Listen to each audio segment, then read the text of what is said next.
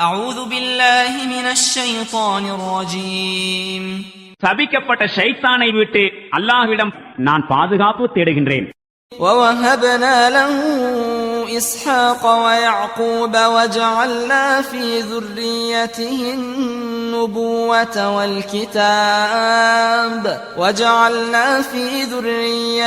النبوة والكتاب وآتيناه أجره في الدنيا وإنه في الآخرة لمن الصالحين. மேலும் நாம் அவருக்கு இஸ்ஹாக் மற்றும் யாக்கூபு போன்ற பிள்ளைகளை வழங்கினோம். மேலும் அவருடைய வழித்தோன்றல்களுக்கு தூதுத்துவத்தையும் வேதத்தையும் வழங்கினோம்.